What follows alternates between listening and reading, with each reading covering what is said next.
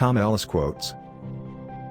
This is going to sound so boring, but I play golf in Hertfordshire at a club called Sandy Lodge just by Moore Park Tube Station. It's where I unwind and don't think about anything else. I wanted to work on a cable show and with a writer/director because that's a much more fulfilling and freeing experience, as an actor. I'm not a blokey bloke. I don't take myself too seriously. But that doesn't stop me being a bad person sometimes and doing things I regret. Such as having a child with someone you split up with, then falling in love and wanting to spend the rest of your life with someone else. That's quite difficult. As an actor, I enjoy variety. That's a big thing for me. So, if I'm going to put my name to something and commit to something that's going to take up a lot of my time, it has to be something that I know is going to be enjoyable and worth my while. Otherwise, what's the point? It's an old joke, all evil people in movies are British. A lot of actors would tell you that they'd rather play the villain than the hero. When you're the character, there are no repercussions. So there is a kind of liberating feeling about saying certain things to certain people, and I think that it's always quite satisfying to do that. My life changed in 2005 on the day I met my wife, Damson. She was in a play called Breathing Corpses with James McAvoy, one of my best mates from drama school. I knew who she was, and I'd fancied her quite a bit when she played Melanie Owen in EastEnders. There's something really charming about a character that is fundamentally flawed and does some pretty despicable things, but yet you still kind of love him.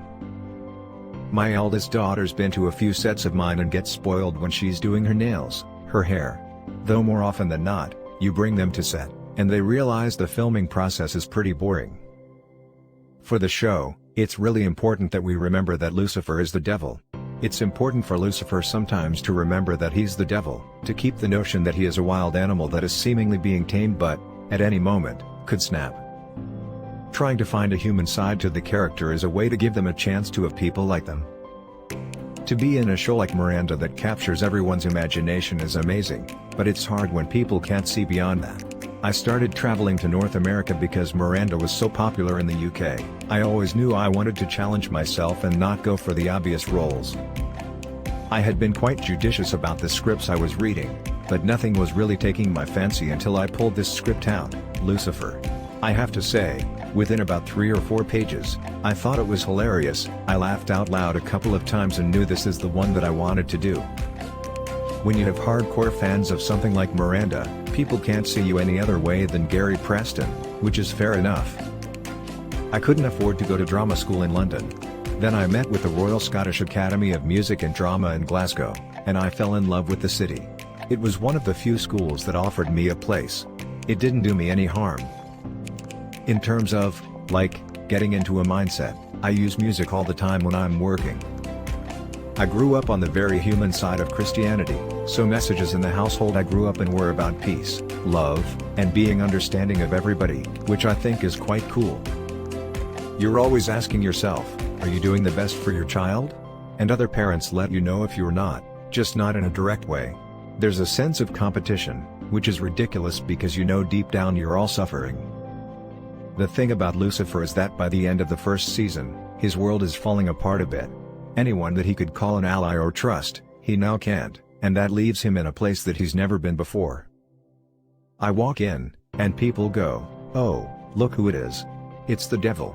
Speak of the devil. It's fun. I'm having a lot of fun. I'm not going to lie. It's a little bit like being able to say anything you want to and getting away with it. Rush was fun because he thought he was immortal, but this is more fun because Lucifer is immortal.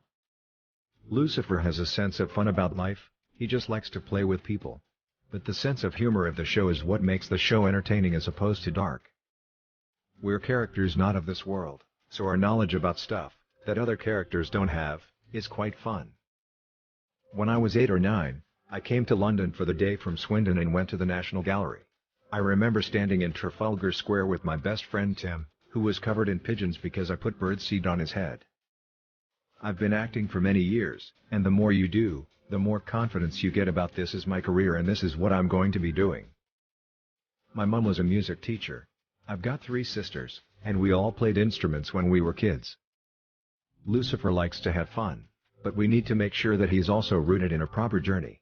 For the first few episodes after a pilot, you're just trying to establish your world and the starting points for your characters. But I feel like, as the stakes went up, The Lucifer veneer got less and less. What I really wanted to do was take this character and go beneath the veneer of Lucifer. Underneath it all, there was a guy who was a hurt soul and rejected from his father. How that played upon his choices was kind of interesting, but also it's going inside a shell of someone who doesn't know what an emotion is. My take on Lucifer was pretty much laid down by Tom Capanos when he wrote the original pilot script for it. I remember reading it for the first time, and I was about 4 or 5 pages in, thinking this is so funny, and I know how I would want to do this if I was going to do it. The nice thing about Miranda especially is that the audience that we had was school kids right through to pensioners. It seems to be a show that people watch as a family, so it was the first job I've been involved in that certainly my oldest daughter and my middle daughter are big fans of, and proud that I'm in it, which is a nice feeling.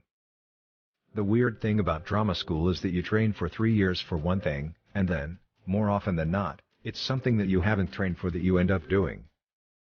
The fact that you can say stuff to people that other people are only thinking is always fun. It's a great tool for comedic moments, as well. What people like to comment on a lot is that I grew up in a religious family, my father is a pastor, and now I'm playing the devil. Thankfully, my family see the humorous side of the job. I turn to my wife for everything.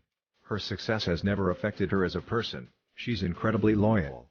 We laugh together, we share everything, and she still surprises me. When I saw her in Sweet Charity, I was so proud to say, "That's my wife." The last TV show I really indulged in was Breaking Bad, and I was in such a state of mourning when it ended.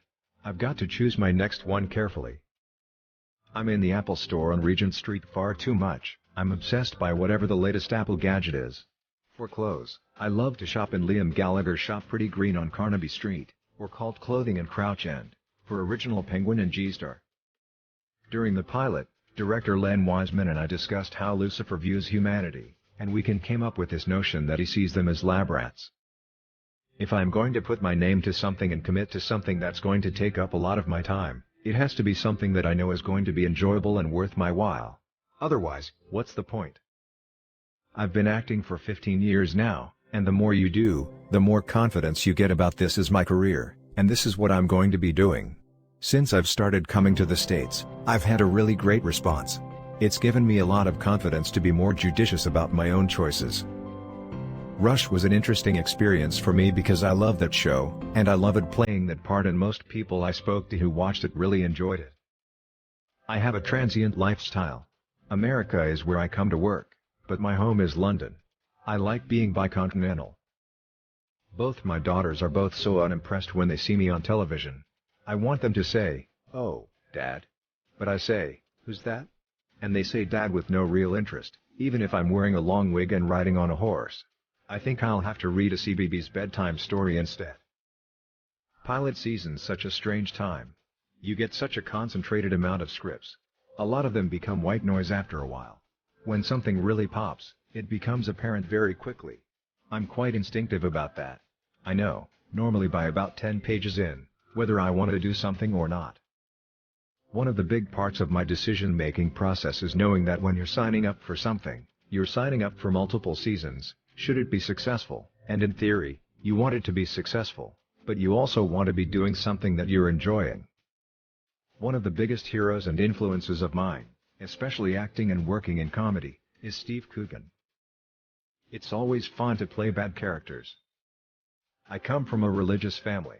My father is a pastor, my uncle, my sister, and her husband are a pastor team. Being on the floor of a TV show is sometimes a quite frustrating experience. When you're a drama student, I think the most you hope for is to make a living out of acting.